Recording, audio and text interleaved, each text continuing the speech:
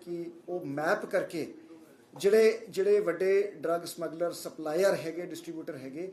ਉਹਨਾਂ ਦੀ ਮੈਪਿੰਗ ਇੱਕ ਹਫ਼ਤੇ ਦੇ ਵਿੱਚ ਕਰ ਲਈ ਜਾਊਗੀ ਤੇ ਉਸ ਤੋਂ ਬਾਅਦ ਉਹਨਾਂ ਤੇ ਇੱਕ ਮੇਜਰ ਕ੍ਰੈਕਡਾਊਨ ਜਿਹੜਾ ਲਾਂਚ ਕੀਤਾ ਜਾਊਗਾ।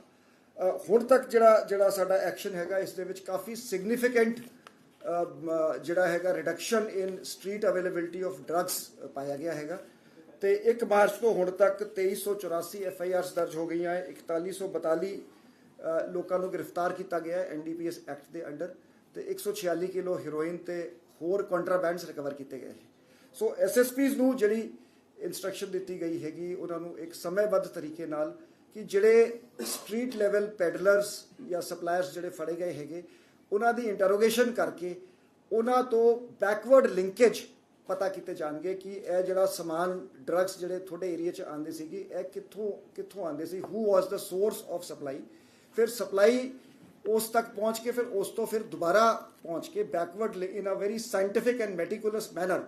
कि एंड सोर्सेज ऑफ ड्रग्स तक पहुँचा जाऊगा तो इन्हों की लिस्टिंग आउट की जाऊगी। जिवें पिछे असी जिहड़ा एक नैटवर्क जिहड़ा ANTF ने बस्ट किया सीगा उस दे विच complete end to end manner दे विच पाकिस्तान तो ड्रग कौन लैके आ रहा है, किहड़े कूरीयर्स हैगे, वो कूरीयर्स अगे किहड़े डिस्ट्रीब्यूटर्स नूं ड्रग डिस्ट्रीब्यूट करते हैं तो वो डिस्ट्रीब्यूटर्स तो स्ट्रीट लैवल पैडलर्स तक वो जिहड़ी एंटायर चेन हैगी उस नूं मैप किया जाऊगा ताकि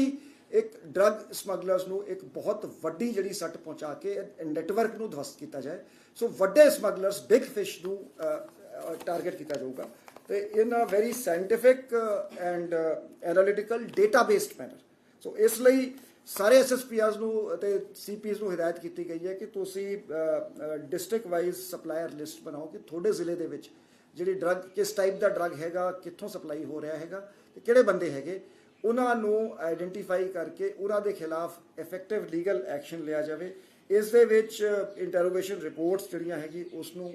ਐਗਜ਼ਾਮਿਨ ਕੀਤਾ ਜਾਊਗਾ। ਪਬਲਿਕ ਕੰਪਲੇਂਟਸ ਜਿਹੜੀ ਲੋਕਾਂ ਤੋਂ ਇਨਪੁਟਸ ਆਉਂਦੀਆਂ ਹੈ ਅਤੇ ਜਿਹੜੀ ਸੇਫ ਪੰਜਾਬ ਇਨਫੈਕਟ ਇਹ ਨੋਟਿਸ 'ਚ ਆਇਆ ਕਿ ਸੇਫ ਪੰਜਾਬ ਡਰੱਗ ਹੈਲਪਲਾਈਨ ਤੇ ਡਰੱਗ ਟਿਪਸ ਕਾਫੀ ਵੱਧ ਗਈ ਹੈ। ਸੋ ਉਹਨਾਂ ਨੂੰ ਵੈਰੀਫਾਈ ਕਰਕੇ ਉਸ ਨੂੰ ਵੀ ਡੇਟਾਬੇਸ ਵਿੱਚ ਸ਼ਾਮਿਲ ਕੀਤਾ ਜਾਊਗਾ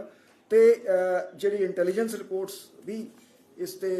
SSPs ਨੂੰ ਪ੍ਰੋਵਾਈਡ ਕੀਤੀ ਜਾਣਗੀ ਕਿ ਉਹਨਾਂ ਦੇ ਏਰੀਆ 'ਚ ਕਿਹੜੇ ਲੋਕ ਡਰੱਗ ਵੇਚ ਰਹੇ ਹੈਗੇ। ਸੋ ਇਸ ਤੋਂ ਬਾਅਦ ਇੱਕ ਕੰਪਰੀਹੈਂਸਿਵ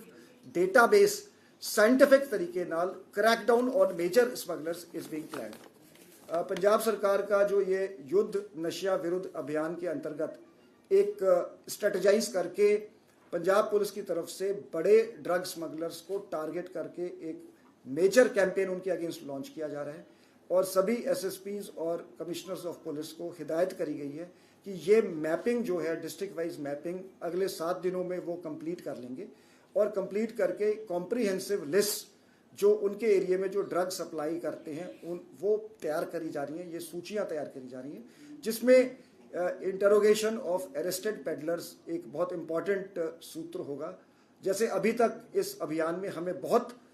कामयाबी मिली है। टोटल 2384 FIRs दर्ज हो चुकी हों 1 मार्च के बाद और 4142 लोग अरेस्ट किए गए हैं, 146 किलो हेरोइन रिकवरी हुई है। एवरेज फिगर्स तो ये तकरीबन 4 गुना है figures, number of arrest recoveries और जो हमें लोगों से फीडबैक मिली है और इंटेलिजेंस रिपोर्ट्स इंडिकेट करती हैं कि एक काफ़ी जो स्ट्रीट सप्लाई ऑफ ड्रग्स पे काफ़ी जो है एक कट लगा है। बट इसको स्टडी करते हुए ये हमारा एंडेवर है पंजाब पुलिस का कि सिर्फ स्ट्रीट पेडलिंग ही नहीं, जो इनके पीछे जो बड़ी मछलियाँ हैं, जो बिग सप्लायर्स हैं, डिस्ट्रीब्यूटर्स हैं, उन्हें आइडेंटिफाई किया जाए और उन्हें उनके खिलाफ एज पर लॉ एक्शन किया जाए। तो इसमें सभी पकड़े हुए जो ड्रग पेडलर्स की इंटरोगेशन सिस्टमेटिक तरीके से करके बैकवर्ड लिंकेजेस पता किए जाएंगे, इंटेलिजेंस रिपोर्ट से भी इंफॉर्मेशन जनरेट करी जाएगी और जो हम सेफ पंजाब ड्रग हेल्पलाइन है उसमें जो टिप्स आती हैं उन पे भी बहुत एक फोकस है। ये पिछले दिनों देखा गया कि ये इन्फॉर्मेशन काफ़ी बढ़ गई है तो पब्लिक का हमें सहयोग मिल रहा है। तो इन सब को एक इंटीग्रेटेड तरीके से कॉम्प्रिहेंसिव डेटाबेस बनाया जाएगा। डेटाबेस्ड साइंटिफिक तरीके से ये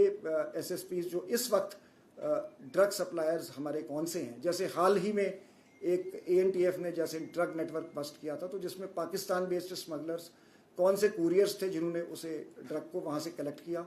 किन डिस्ट्रीब्यूटर्स को उन्होंने आगे डिस्ट्रीब्यूट किया, फिर स्ट्रीट लेवल पेडलिंग पे गया, और ये पैसा कैसे वापस पाकिस्तान गया, हवाला नेटवर्क, इसको एंड टू एंड मैनर में इन्होंने ये एक बस्ट किया। तो इसी तरीके से एंड टू एंड मैनर में ये ड्रग